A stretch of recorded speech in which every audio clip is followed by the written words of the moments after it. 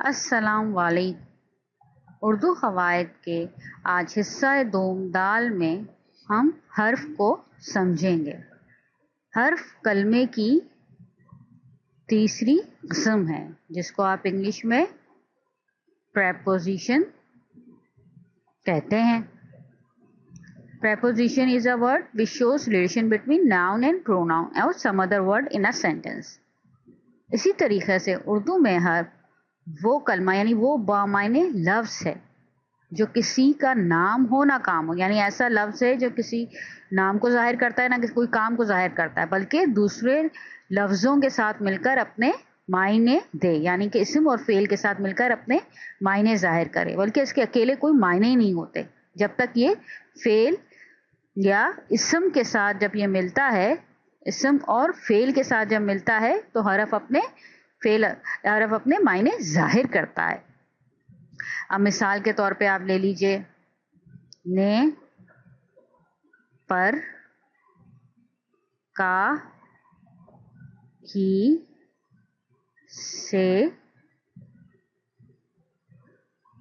کے، کو۔ اب یہ کیا ہے؟ یہ سارے الفاظ حرف ہیں، اب ان کا اپنا کوئی معنی نہیں ہے اکیلے۔ اب مثال کے طور پہ نے، پر، کا، ان کے اکیلے اپنے کوئی معنی نہیں، لیکن جب یہ الفاظ جملوں میں استعمال ہوتے ہیں، جب یہ لفظ جملوں میں استعمال ہوتے ہیں تو ان کے معنی ظاہر ہوتے ہیں۔ اب مثال کے طور پہ آپ نیچے جملے دیکھیں، بادشاہ نے محل بنایا۔ اب یہاں حرف کیا ہے؟ نے ہے۔ بادشاہ محل بنایا تو کوئی جملے میں کوئی مطلب ہی نہیں نکلتا، بالکل سینس لیس جملہ ہو جاتا ہے۔ اب نے لگانے سے کیا ہو گیا؟ بادشاہ نے محل بنایا۔ اب نے کیا کر رہا ہے؟ اپنے پورے معنی ظاہر کر رہا ہے۔ دریا پہاڑ سے نکلتے ہیں، اگر ہم اس میں سے مٹا دیتے تو کیا ہوتا ہے؟ دریا پہاڑ نکلتے ہیں، جملے سے کوئی مطلب ہی نہیں نکل رہا ہوتا، لیکن سے لگانے سے کیا ہو گیا؟ جملے میں مطلب ظاہر ہونے لگا، دریا پہاڑ سے نکلتے ہیں، یعنی اسم اور فعل کے ساتھ مل کر سے اپنے جو ہے وہ معنی ظاہر کرنے لگا۔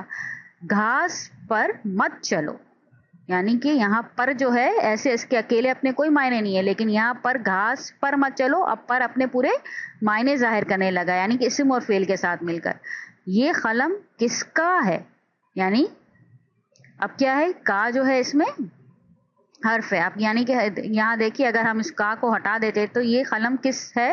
کوئی جملے کا معنی نہیں ہوتا، کوئی اس کا میننگ نہیں نکلتا، لیکن کا لگانے سے کیا ہوا؟ جملے اپنا معنی دینے لگا اور کا کے بھی اپنے معنی ظاہر ہونے لگے۔ یعنی کہ ہم نے آج کیا سیکھا کہ حرف وہ کلمہ ہے جو کسی کا نام ہے نہ کام ہے، بلکہ دوسرے الفاظ یعنی اسم اور فعل کے ساتھ مل کر اپنے معنی ظاہر کرتا ہے، اس کے اکیلے اپنے کوئی معنی نہیں ہے، نے، پر، کا، کی، لیکن جب یہ جملوں میں استعمال ہونے لگتے ہیں تو اپنے معنی ظاہر کرنے لگتے ہیں۔